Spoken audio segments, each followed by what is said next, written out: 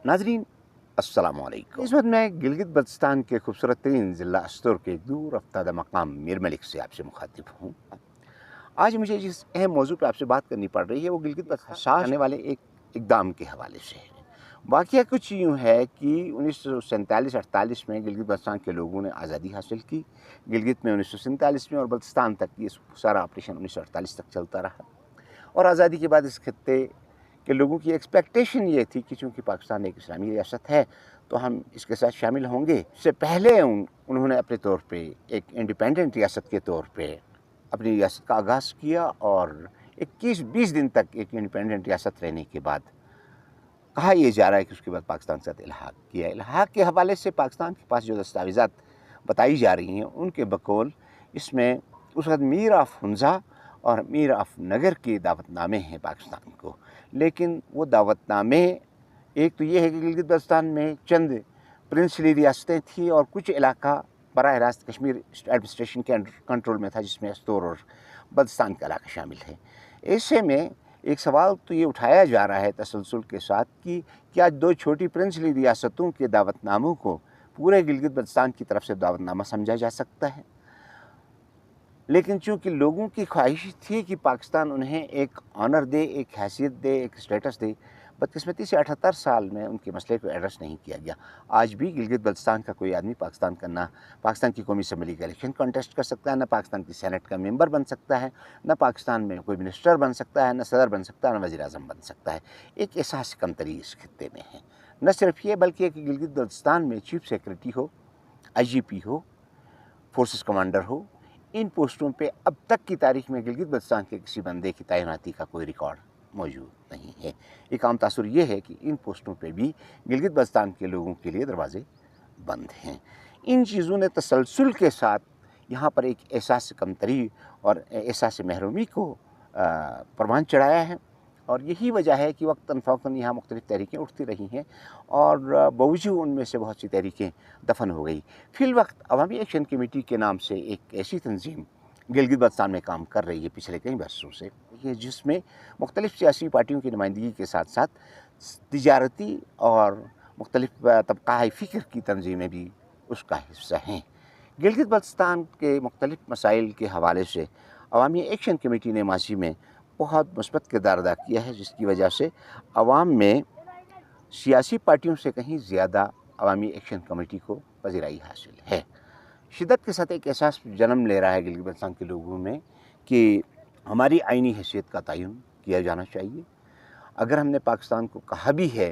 कि हमें आप पाकिस्तान का हिस्सा बनाएं, तो फिर 78 साल से हमें पाकिस्तान का हिस्सा ना बनाने का कोई जवाब इसलिए नहीं बनता है कि हम जो है हमने अपने तौर पर आज़ादी हासिल की और पाकिस्तान के साथ इल्हाक किया। पाकिस्तान ने यूनाइटेड नेशंस और मुख्तलिफ़ फोरम्स में गिलगित बल्तिस्तान को कश्मीर के इशू के साथ नथी करके पेश किया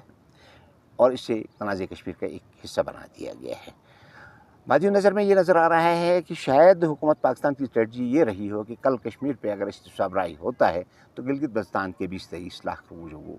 शहरी हैं उनमें से जो बालिग रायदही की बुनियाद पर वोटर्स बनते हैं उनके वोट को इस्तेमाल किया जा सकता है, जो यकीनी तौर पे प्रो पाकिस्तान हो सकते हैं और उसमें एक तबका इंडिपेंडेंट रियासत का हामी भी है, जैसे कि आज़ाद कश्मीर में है। कुछ इसी तरह की नफ्सियात यहाँ भी पाई जाती है। लेकिन बादी नज़र में ऐसा नज़र आ रहा है कि अक्सरियत बहरहाल शोबे की हामी है। लेकिन इस मसले को किसी तरीके से भी अभी तक पज़ीराई नहीं बख्शी गई, बल्कि उस हवाले से एक सवाल ये उठ रहा है कि गिलगित बल्तिस्तान का मरदमखेज़ खत्ता दियामत के अवाम ने जब पाकिस्तान के साथ इल्हाक किया था तो उस वक्त उन्होंने ये शराइत रख दी थी कि ज़मीन दरिया के कोने से लेकर पहाड़ की चोटी तक हमारी अपनी ज़मीनें होंगी, इस इलाके पे हमारी अपनी अमलदारी होगी, हमारी जो कस्टम्स हैं, रिवायत हैं, बंदूक है, इन मामलात पे हुकूमत जो है ना किसी किस्म की दखल अंदाज़ी नहीं करेगी। तो एक सवाल ये भी बड़ी शिद्दत के साथ उठाया जा रहा है कि अगर आप हुंजा और नगर के राजाओं की तरफ से गिलगित बल्तिस्तान के पाकिस्तान से इल्हाक की दरख्वास्त को पूरे खित्ते पे अप्लाई करते हैं, पूरे खित्ते की दरख्वास्त समझते हैं, तो फिर यह है कि दियामर के साथ जो माहिदा तय पाया है उस माहिदे को आप ऐसा क्यों नहीं समझते हैं। इस वक्त तनाज़ा जो मेरी दानिश में इस वक्त जो तनाज़ा खड़ा हुआ है वो हुआ है मिनरल्स के बिल का एक इशू है उसके हवाले से। आइनी हैसियत का मसला तो पुराना चल रहा था, लेकिन मिनरल्स बिल में पहली बार कुछ ऐसी चीज़ें आई हैं जिन्होंने बहुत से सवालात को जन्म दिया है। मामला ये है कि गिलगित बल्तिस्तान में जो ज़मीनें हैं वो तारीख़ी तौर पे इस अंदाज़ में मौज़े की सतह पे तकसीम है। मौज़े में भी बरादरियों की सतह पे तकसीम है, इलाकों की सतह पे तकसीम है। एक मौज़े के लोग दूसरे मौज़े की ज़मीन की ऑनरशिप पे क्लेम नहीं कर सकते। ज़मीनें जो हैं उसमें या तो लोगों की ज़ाती इंतकाल शुदा ज़मीनें हैं या फिर उनकी इज्तिमाई चरागाहें और उस तरह की शामिलात की ज़मीनें हैं। उनका कहना यह है कि ये ज़मीनें हमारी अपनी हैं। उसकी दो वजूहात वो पेश करते हैं। एक तो ये कि रिवायती तौर पे ये कस्बजात की हद तक ये ज़मीनें माज़ी में तकसीम माज़ी से ही सदियों से इस तरह चली आ रही हैं। और दूसरी बात वो ये कह रहे हैं कि 1947-48 में हमने खुद अपने इलाके को आज़ाद करा के पाकिस्तान के साथ इल्हाक़ की दरख्वास्त की है, तो भी अभी तक पाकिस्तान ने हमारी उस दरख्वास्त को कबूल नहीं किया है। हमारा पाकिस्तान के साथ इस तरह का कोई एग्रीमेंट जो है, म्यूचुअल एग्रीमेंट मौजूद नहीं है। ये अवाम के एक खित्ते एक तबके की राय है। अवामी एक्शन कमेटी बल्तिस्तान ने ये फ़ैसला किया था पिछले दिनों कि वो 24 और 25 मई को गिलगित में एक कौमी जरगे का इनेकाद करेंगे। उसमें मुख्तलिफ़ सियासी पार्टियों को, गिलगित बल्तिस्तान के अवामी तंजीमों को मदऊ करेंगे और उनके सामने गिलगित बल्तिस्तान का मसला रख के उस पर कोई इज्तिमाई नुक्ते नज़र अपनाया जाए। पार्टी के सरबराह एडवोकेट एहसान अली समेत उसकी क़यादत के दर्जन भर अफराद को या तो गिरफ़्तार किया गया है या उनमें से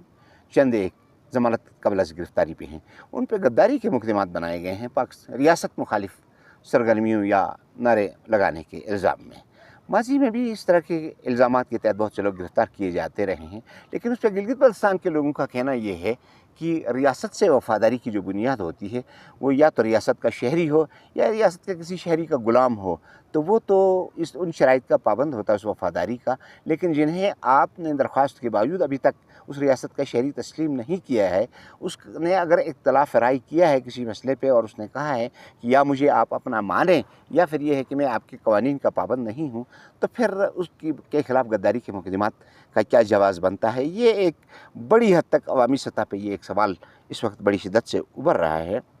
और ये जो अवामी एक्शन कमेटी के चेयरमैन एहसान एडवोकेट समेत कई रहनुमाओं को गिरफ़्तार किया गया है, उस पे शदीद अवामी रद्द-अमल सामने आ रहा है। एहसान साहब 70 साल से ज़्यादा की उम्र के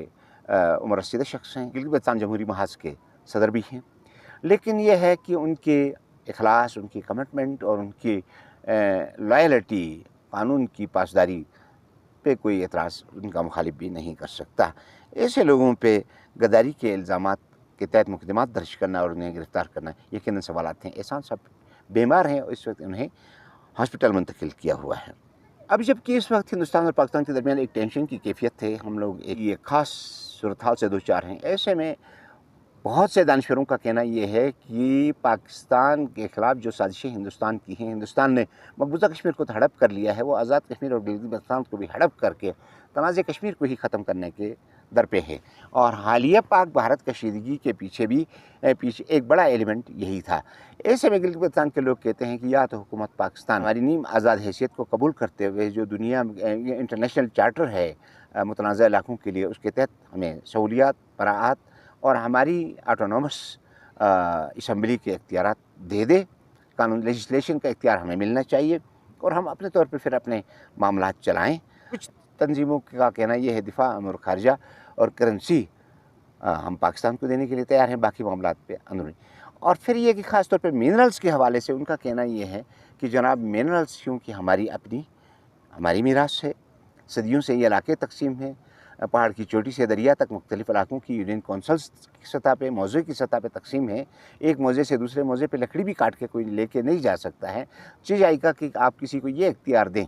कि वो अपने तौर पे इनके मुस्तकबिल का और यहाँ पर जो मादनियात पाए जाते हैं उनके हवाले से कोई फ़ैसला करेगी। गिलगित बल्तिस्तान असम्बली ने हाल ही में एक मुतनाज़ा किस्म का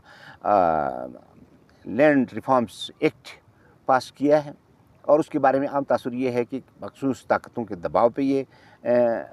एक्ट पास किया गया है और इसमें ये पावर्स जो हैं कमिश्नर और डीसी समेत ब्यूरोक्रेसी को मुंतकिल की गई हैं। जबकि लोगों का कहना ये कि ज़मीनें तो खालिसतन हमारी ज़मीनें या तो हमारी अपनी इंतकाल शुदा ज़मीनें हैं या हमारी शामिलात हैं या हमारी चरागाहें हैं, यहाँ पर तो गवर्नमेंट की कोई लैंड है ही नहीं। और फिर गवर्नमेंट ने तो जब तक हमें गवर्नमेंट का जब हम पार्ट ही नहीं है, आईनी हिस्सा ही नहीं है, तो हमारी ज़मीनों पे جو معدنیات ہیں ان کے بارے میں اس طرح کی کوئی پالیسی جو ہے غیر قانونی ہے، اس کی وجہ سے ایک سینسٹیو پوزیشن ہے اور اسی پہ ہی رد عمل سامنے آ رہا ہے۔ اس پہ غداری کے مقدمات قائم کرنا اور لوگوں کو اس کے تحت اندر ڈالنا ایسے حالات میں جب پاکستان اور انڈیا کے درمیان ایک ٹینشن ہے اور اس خطے میں کی ریاستی پالیسیوں کے خلاف بلوچستان سے لے کر کے پی کے تک ایک سینٹیمنٹ ہے، ایسے میں گلگت بلتستان میں کوئی تنازع کھڑا کرنا کسی طرح بھی پاکستان کے مفاد میں نہیں۔ اس لیے ان پاکستان لوگ ان کا مطالبہ یہ ہے کہ فوری طور پہ گلگت بلتستان کے آئینی مسئلے کو سنجیدگی سے طے کیا جانا چاہیے، عوامی رائے کو اس میں شامل کر کے کوئی بھی بل آتا ہے تو اس پہ عوامی سطح پہ ڈیبیٹ ہونا چاہیے اور اس کے بعد جو ہے نا یہ فیصلہ کیا جانا چاہیے، اور جن رہنماؤں کو گرفتار کیا گیا، جن پہ مقدمات قائم کیے گئے ہیں، ان کے خلاف غداری کے مقدمات فوری طور پہ ختم کیے جائیں اور گلگت بلتستان کے لوگوں کو ایک باوقار شہری تسلیم کیا جائے، یا تو انہیں کلی طور پہ پاکستان کا شہری تسلیم کر کے انہیں بھی وہ حق دیا جائے جو پاکستان کے کسی اور شہری کو حاصل ہے، یعنی ووٹ کا حق، قومی اسمبلی میں ووٹ کا حق، سینٹ میں ووٹ کا حق، پاکستان کے صدر بننے کا حق، وزیر اعظم بننے کا حق، اور پھر یہ ہے کہ افواج پاکستان کے سربراہ بننے کا حق، ایون گلگت بلتستان کا آئی جی پی اور چیف سیکرٹری کی پوسٹوں پہ اپنے بندے تعینات کرنے کا۔ اور پھر یہ ان کا کہنا یہ ہے کہ انتظامیہ کی مداخلت جو ہے وہ ہمارے معاملات میں، ہماری زمینوں کے معاملات میں، ہمارے معدنیات کے معاملات میں، ہمارے جنگلات کے معاملات میں انتظامیہ کی کسی قسم کی انوالومنٹ نہیں ہونی چاہیے، اور اس جو متنازع بل ایک حال ہی میں گلگت بلتستان اسمبلی سے پاس کروایا گیا ہے اس کی وہ شکل جس میں گلگت بلتستان اسمبلی کے ممبروں کے فیصلوں کے خلاف اپیل کا حق ڈی سی اور کمشنر لیول پہ لوگوں کو دے کے ہماری تذلیل کی گئی ہے، اس کو فوری طور پہ کالعدم قرار دیا جائے، اور جو اسٹیٹ سبجیکٹ رول کے تحت ہمارے حقوق اس سرزمین پہ تھے وہی حقوق کیے جائیں۔ ناظرین، میرا خیال یہ ہے کہ یہی ایک بہتر راستہ ہے گلگت بلتستان کے حوالے سے پاکستان حکومت کے پاس کہ یہاں لوگوں کو مطمئن کیا جائے، ان کی شکایت کا ازالہ کیا جائے، اور اس خطے کو، اس مردم خیز خطے کو جہاں کا ہر بچہ پاکستان کے لیے کٹ مارنے کے لیے تیار ہے، جہاں کے کئی شہداء اپنی جانیں کے نذرانے پاکستان کے لیے پیش کر رہے ہیں، ہم سب کو پاکستان سے محبت ہے اور ہماری اس محبت کو اس طرح ضائع نہیں کیا جانا چاہیے، اور پاکستان کی حکومتیں سمجھداری سے کام کرتی ہوئی اس مسئلے کو گلگت بلتستان کے عوامی جذبات اور ان کو سامنے رکھتے ہوئے اس کا کوئی فیصلہ کریں۔ ناظرین، اس کے ساتھ آج کے اس پروگرام سے آپ سے اجازت چاہوں گا۔ اگلے پروگرام میں کسی اور موضوع کے ساتھ آپ کی خدمت میں حاضر ہوں گا، تب تک کے لیے اپنے میزبان عبدالبشیر خان کو اجازت دیجیے۔ پاکستان پائندہ باد۔